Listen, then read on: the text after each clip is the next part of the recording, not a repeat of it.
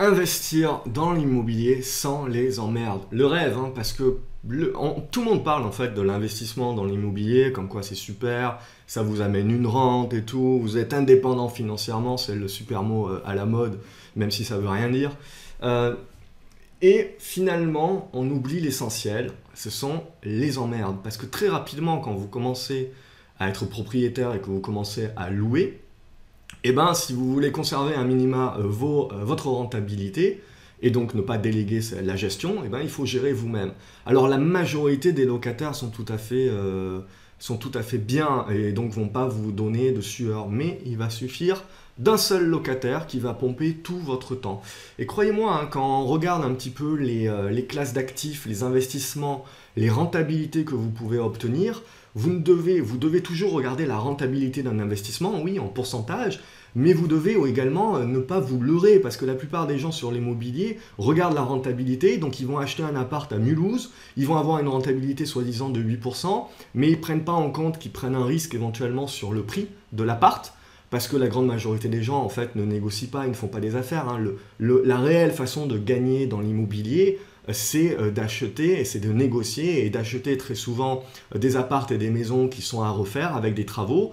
Et vous avez une capacité soit de faire les travaux vous-même, soit de les faire à pas cher, et donc derrière, de pouvoir, quelque part, récupérer déjà une plus-value sur l'immobilier en tant que tel. Si vous ne vous concentrez, comme en bourse, si vous ne concentrez que sur le dividende et donc la rentabilité, en l'occurrence pour l'immobilier des locations, eh ben c'est dangereux parce que vous prenez un risque sur la plus-value. Donc il ne faut jamais omettre que le but du jeu, à terme, c'est de ressortir et de vendre votre bien immobilier avec une plus-value. Et donc c'est la plus-value qui doit prédominer. Quand vous achetez un bien, vous devez vous focaliser sur la plus-value éventuelle que vous allez faire dans X années vis-à-vis de vos objectifs. La rentabilité que vous tirez, c'est une rente, certes, mais c'est comme un dividende. Ça peut évoluer dans le temps. Contrairement à un dividende, vous allez avoir des emmerdes parce que vous allez devoir travailler pour. Il faut vivre également avec des locataires, hein, et comme je vous l'ai dit, il suffit d'un locataire chiant pour complètement y passer toute votre vie.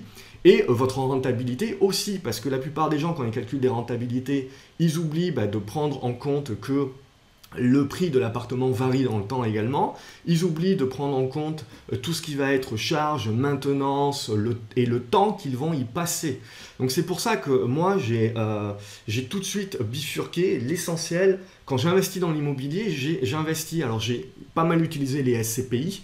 Maintenant, j'en reviens un petit peu de ces SCPI et j'utilise essentiellement des sociétés d'investissement immobilière, donc des SIIC. Donc ce sont des foncières qui sont cotées. Alors attention, vous ne pouvez pas les acheter au sein du PEA. Pourquoi? Parce que ces foncières-là, tout simplement, même si ce sont des sociétés françaises, la plupart sont cotées au Luxembourg, etc. Bref, mais c'est pour éviter finalement le double avantage fiscal, puisque quand vous achetez les actions au sein d'un PEA, vous ne payez pas d'impôt sur les plus-values, et ces sociétés de foncières cotées ont l'obligation de reverser 50% de leurs profits en dividende. Donc c'est très intéressant ces sociétés-là, mais quand vous les achetez pas que pour le dividende, vous les achetez essentiellement pour la tendance et la plus-value que vous pouvez faire sur le prix de l'action lui-même. Et le dividende, c'est la cerise sur le gâteau. Et ça, c'est réellement du passif. Ça, c'est réellement investir dans l'immobilier sans les emmerdes.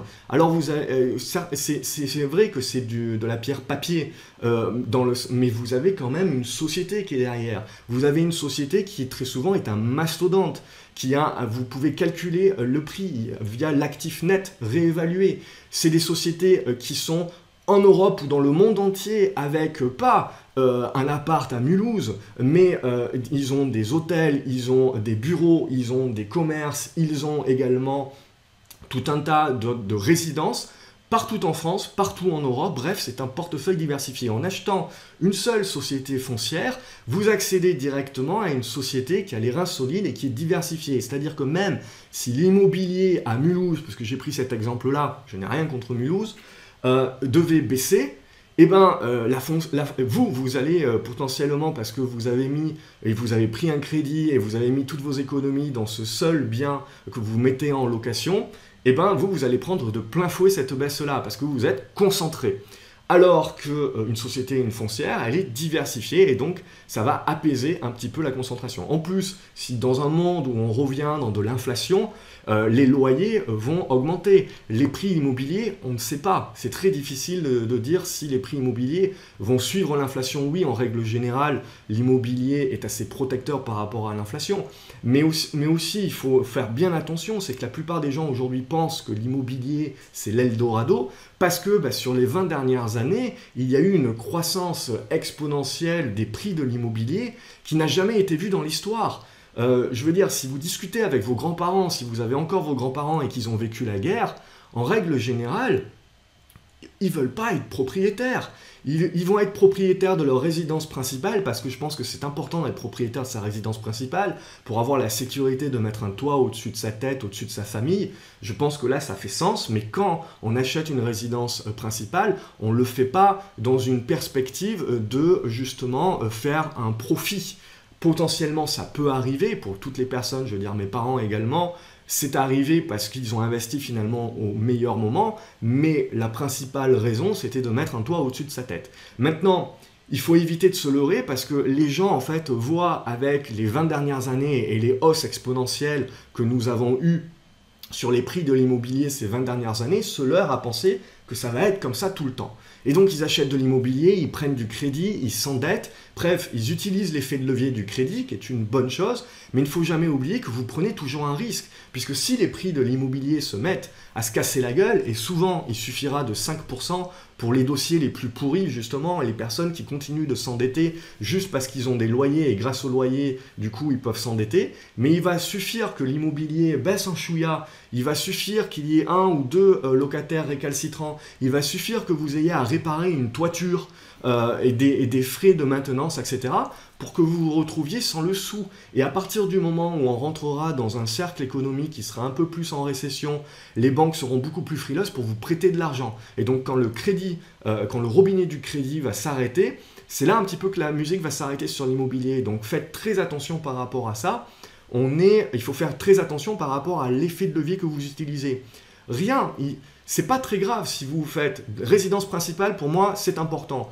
Que vous ayez un bien ou deux biens en location, très bien. C'est important d'avoir justement de la pierre. Mais vous devez le faire dans une pondération logique de votre patrimoine. Parce que sinon, vous avez tous vos œufs dans le même panier. Vous êtes concentré sur de l'immobilier, vous êtes concentré en général sur de l'immobilier dans votre ville, vous êtes concentré en plus sur un ou deux biens dans des quartiers X ou Y. Donc il peut arriver tout ce que vous voulez. Cette concentration-là, vous ne pouvez pas gérer un patrimoine à long terme avec une telle concentration. Donc vous devez diversifier. Et pour moi, voilà, les SCPI, c'est une bonne façon de diversifier. Alors il faut faire très attention aux frais sur les SCPI. Les frais sont énormes. Donc malgré tout, c'est intéressant d'en avoir dans une enveloppe comme l'assurance vie pour la succession, suivant votre âge. Mais ou sinon, je recommande beaucoup plus les SI, les S2IC en fait. Et donc ces sociétés foncières. Parce que là, vous allez récupérer du dividende, vous allez avoir des actions, donc il faut suivre un petit peu l'action, mais c'est du passif là. Vous n'avez pas les emmerdes, et vous avez surtout des professionnels qui sont en train de gérer la société. Vous n'avez pas votre banquier qui vous a dit que c'était une bonne affaire, alors vous avez acheté parce que c'était une bonne affaire.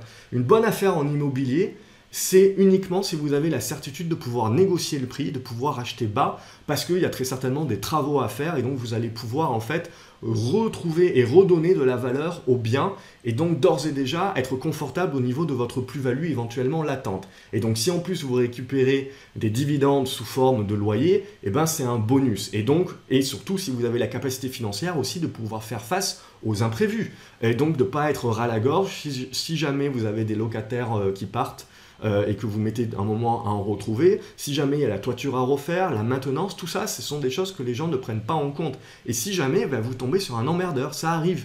Donc c'est pas le plus clair du temps, mais ça arrive et c'est ce qui peut vous dégoûter clairement quand vous investissez toutes vos économies et que vous n'avez pas de bol et vous tombez sur un emmerdeur, ça peut vous tuer une rentabilité et ça peut foutre en l'air votre dossier. Donc réfléchissez bien, ne mettez pas tous vos œufs dans le même panier. Aussi, là, vous le voyez sur l'article que j'ai écrit, n'hésitez pas, je vous mettrai le lien dans la description pour que vous alliez lire cet article.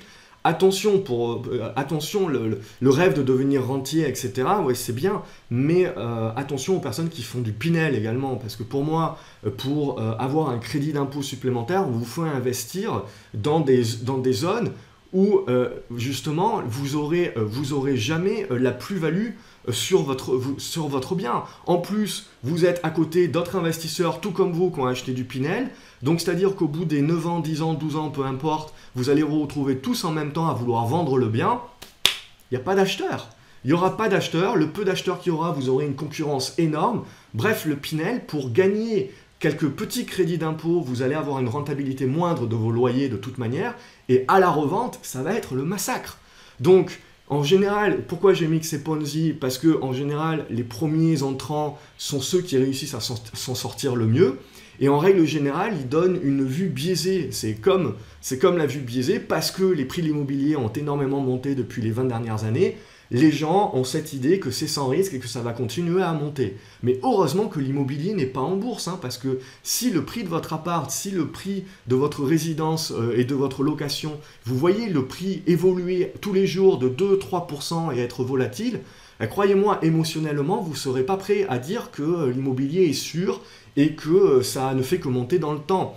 Il y a aussi le fait que les prix de l'immobilier, ce n'est pas tous les 4 matins que vous faites une évaluation de votre bien. Et donc, voilà, vous avez cette capacité d'avoir une croyance qui vous fait conserver de l'immobilier. Mais aussi, il faut prendre les choses à bras-le-corps en se disant qu'on a l'impression que les prix immobiliers ont été démultipliés, mais finalement, ils ont fait moins bien que la bourse. C'est-à-dire que si vous aviez investi dans des SIIC, par exemple, vous aviez touché les dividendes, même si vous aviez investi dans un tracker qui réplique justement la performance, vous auriez justement pu gagner beaucoup plus d'argent, vous auriez une meilleure rentabilité que dans l'immobilier. Le seul point et le seul avantage de l'immobilier, contrairement à la bourse, c'est que vous ne pouvez pas demander un prêt à la banque pour pouvoir investir en bourse. En général, elle ne vous l'accordera pas. Par contre, vous pouvez demander un prêt à la banque pour pouvoir investir dans l'immobilier. Et donc, profiter finalement de l'argent dont vous n'avez pas pour avoir un effet de levier par rapport à ça. Mais encore faut-il le faire avec la bonne logique. Encore faut-il le faire avec cette volonté de réduire le risque au maximum. Parce que si vous achetez un appart au prix du marché, et vous ne savez pas demain, dans 10 ans, dans 20 ans, le temps que vous allez mettre pour rembourser ce prêt, il va suffire que le marché tombe de 5-10% pour vous mettre mal. Alors en France, Dieu soit loué, on a quand même quelque chose d'exceptionnel. Les gens râlent tout le temps, mais en France, on est quand même bien verni, que ce soit avec le PEA, l'assurance vie, et également le fait que les prêts immobiliers que vous prenez sont à taux fixe. Partout dans le monde, vous regardez, c'est des taux variables. Donc, c'est-à-dire que là, le taux variable, c'est encore pire, parce que si vous avez une remontée, et on voit mal avec aujourd'hui, vu les taux comme ils sont bas, comment on ne pourrait pas avoir une remontée des taux, tous ces gens-là qui ne réfléchissent pas justement à leur capacité d'emprunt et à pas se mettre ras la gorge, comme je vois énormément de personnes se mettre ras la gorge avec leur mensualité, etc., ils vont être dans l'embarras. En France, c'est un petit peu moins le cas parce que vous êtes à taux fixe. Maintenant, on est à taux fixe aujourd'hui, mais si les taux remontent d'une manière fulgurante, c'est les banques et les assureurs qui vont être un petit peu ras la gorge. Et donc je vois mal également, si nos banques et nos assurances sont ras la gorge, l'État français ne pas revenir en arrière sur ces taux fixes. Et de la même manière que vous avez été demandé de renégocier, aujourd'hui vous avez pu renégocier vos prêts à votre faveur, est-ce qu'on n'imaginerait pas une renégociation pour sauver le système, entre guillemets? Parce que la remontée des taux graduels, c'est pas ça qui est important. Les banques pourront faire face, elles pourront acheter des nouvelles obligations, elles auront toujours leur ancienne, et donc petit à petit, elles pourront niveler. Donc les assurances vie, tout ça, ça sera clean. Le vrai danger reviendrait d'une remontée des taux trop importante et trop rapide dans le temps.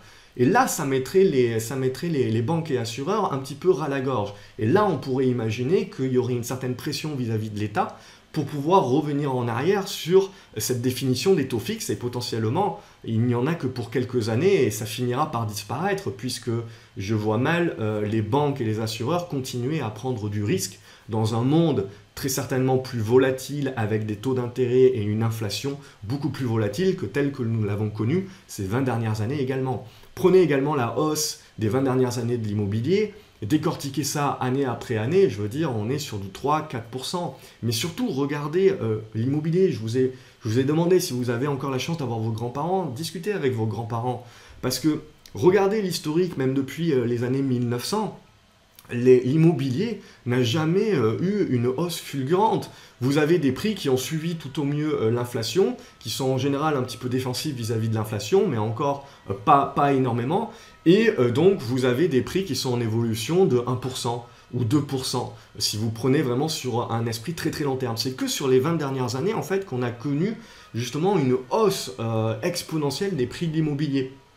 Et donc, la problématique que je vois, moi, c'est que les gens ont ce biais psychologique qui est de penser que ce qui s'est passé dans le passé récent, 20 années sur un siècle, c'est récent, va se reproduire. Et donc, en fait, ils mettent en place des stratégies sur la base de ce qui s'est passé dans le passé, alors que vous n'avez aucune certitude que vous allez pouvoir avoir exactement les mêmes hausses. Et la plupart des projets immobiliers que les gens mettent en place, c'est sur la base que les prix vont continuer de monter. Qu'est-ce qui va se passer si les prix stagnent ou si les prix se mettent à baisser pendant des années et des années? Qu'est-ce qui va se passer? Et surtout, si vous avez mis tous vos œufs dans le même panier, que vous vous êtes surendetté par rapport à ça, parce que par rapport à votre salaire, que l'économie va mal et que vous perdez votre job, comment vous remboursez votre crédit? Donc vraiment, il y a, dans tout ce que je le vois, voilà, l'immobilier n'est pas l'Eldorado. Comme tout, ça doit se faire avec de la réflexion. Il est possible de gagner beaucoup d'argent dans l'immobilier. C'est tout à fait vrai. Mais vous allez devoir être beaucoup plus actif que ce que vous le pensez. Si vous n'avez pas le temps, l'immobilier, ce n'est pas là où vous devez aller. Vous devez aller sur un tracker boursier qui va répliquer le marché. Vous avez des trackers sur l'immobilier également, qui se nomment les EPRA ou le REIT sur les États-Unis. Mais voilà, et vous devez plutôt commencer à construire ce qu'on appelle un portefeuille passif avec des trackers sur lesquels vous allez rajouter tous les mois, tous les trimestres, etc. Et à long terme, ça sera quelque chose de gagnant, mais le désavantage, c'est que vous ne pouvez pas utiliser l'effet de levier dû au crédit. Donc c'est intéressant d'utiliser cet effet de levier dû au crédit, mais je vois aujourd'hui des personnes qui construisent des empires immobiliers, mais qui sont rien de plus que des châteaux de cartes, puisqu'ils sont construits uniquement sur de la tête. Il suffit d'un grain de sable, et le château de cartes s'effondre. Donc faites très attention à ça et ne pensez pas que les conditions d'aujourd'hui seront les conditions de demain. Mettez en place un projet immobilier si vous le faites qui a du sens avec des configurations où les choses peuvent très mal tourner demain. Et là, quand vous avez quelque chose qui réussit à être rentable, qui réussit à être sain, même en prenant des scénarios noirs, et bien là, vous savez que vous pouvez investir. Et pour moi, la règle suprême, c'est de pouvoir gagner énormément d'argent en négociant le prix, en retapant les bâtiments, gagner de l'argent là aussi, profiter également des impôts, des déficits fonciers, tout ça. Ça aussi, c'est très important. De l'effet de levier. Voilà. Et là, on va pouvoir gagner sur de l'immobilier. Donc, pensez d'abord, c'est de faire en sorte que vous ne perdiez pas d'argent sur le prix de l'immobilier. C'est ça qui est le plus important avant de parler de la rentabilité de vos locataires. Parce que la problématique d'acheter dans des petites villes ou dans des quartiers qui sont comme ça moins favorisés, c'est que peut-être que vous allez payer moins cher l'appartement et donc la rentabilité en pourcentage a l'air plus importante, mais dans le temps, vous prenez un risque énorme sur le prix de l'immobilier. Et donc, ça ne sert à rien si vous devez, à un moment donné, parce que vous êtes pris à la gorge, revendre votre prix et que vous perdez 15-20% sur votre achat au complet, eh ben, vos rentabilités, vos loyers même à 8% ne suffiront à rien. Surtout, ça prend énormément de temps de suivre tout ça. Donc faites attention à ça. Et de la même façon que je dis pour les investisseurs boursiers, on n'achète pas un dividende parce que c'est un dividende à 10% et on n'achète pas les plus forts dividendes parce que ce ne sont pas forcément les meilleurs.